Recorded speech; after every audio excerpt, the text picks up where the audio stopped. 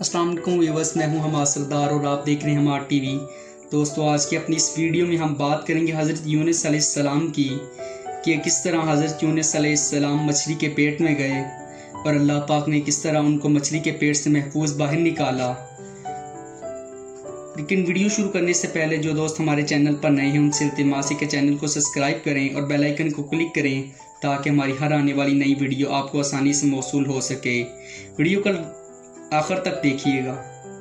हज़रत यूनुस अलैहिस्सलाम शहर नीनवा में पैगंबर बनाकर भेजे गए। आप लोगों को हिदायत करते, नेकी की तरफ बुलाते, बुरे कामों से रोकते।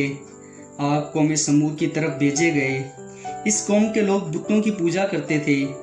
जब आप लोगों को हक की तरफ बुलाते और खुदाए वाहिद पर ईमान लाने की तलकीन करते, लेकिन लोग आपकी तालीमात का इनकार करते। हज़रत यूनुस अलैहिस्सलाम से कहते कि हम तुम्हारे खुदा को नहीं मानते। इस पर आपने फरमाया कि खुदा के अजाब से डरो जो सख्त अजाब है।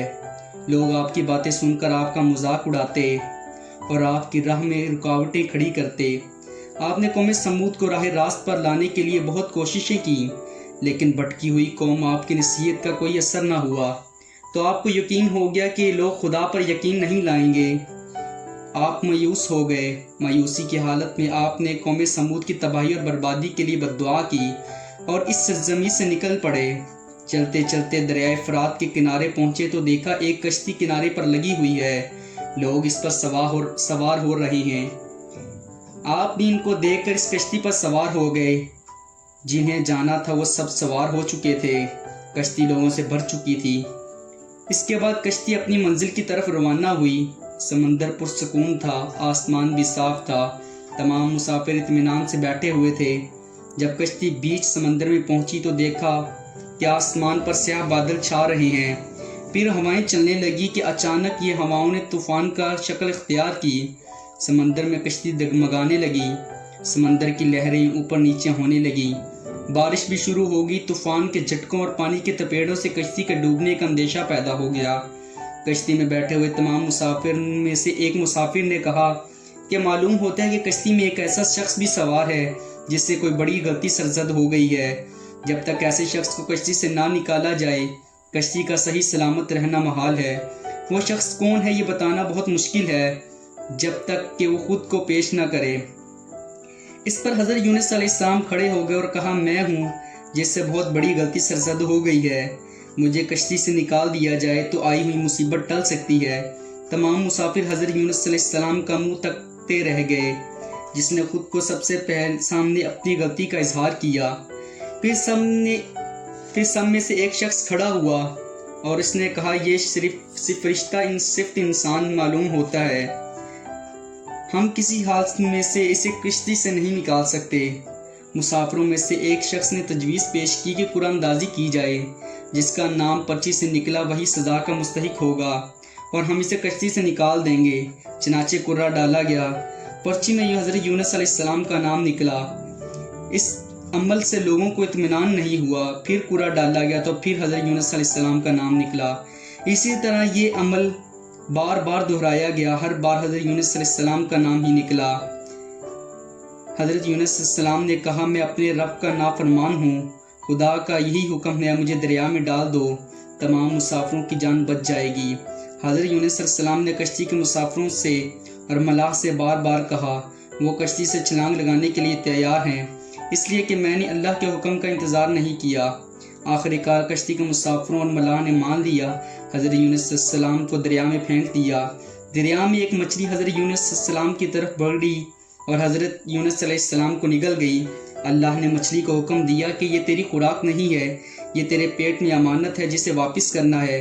चनाचे आप मछली के पेट में रहे, अंधेरे में रहे, अल्लाह का जिक्र करते रहे और माफ़ी तलब करते रहे।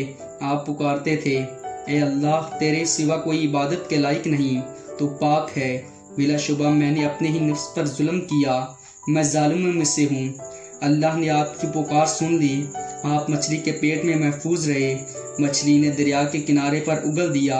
जब आप मछली के पेट से बाहर आए तो बहुत कमज़ोर और निढाल थे। आपने खुली फिजा में सांस लिया और शुक्र किया, अल्लाह का शुक्र अदा किया। अल्लाह ने हज़रत यूनुस से फरमाया, اگر تم مچھلی کے پیٹ میں میری پاکی بیان نہ کرتا تو نجات حاصل نہ کرتا۔ جس جگہ پہ مچھلی نے آپ کو اگلا تھا وہاں کوئی درخت نہ تھا، نہ کوئی سایہ، نہ کوئی دھوپ تھی، گرمی بھی ناقابل برداشت تھی۔ اللہ کے حکم سے وہاں ایک بیل دار پودا اگ آیا، پودے کی بیل سے یہ سایہ آ گیا۔ آپ سائے تلے بیٹھ گئے اور اللہ کا ذکر کرنے لگے۔ کہا جاتا ہے کہ آپ کے پاس ایک ہرنی آئی تھی اور اپنا دودھ پلا کر جاتی تھی۔ اللہ تعالیٰ فرماتا ہے ہم نے بغیر گھاس کی زمین پر ڈال دیا اور وہ بیمار تھا، اور ہم نے بیل دار درخت اگایا اور ہم نے اس کو 1,00,000 آدمی کی طرف بھیجا، بلکہ اس سے بھی زیادہ پھر وہ لوگ ایمان لائے۔ ملک نیما چھوڑنے کے بعد آپ کی قوم آپ کو بہت زیادہ یاد کرنے لگی، آپ کے نکل جانے کے بعد پچھتانے لگی۔ لوگوں نے محسوس کیا کہ آپ نبی تھے اور ہدایت کے لیے آئے تھے۔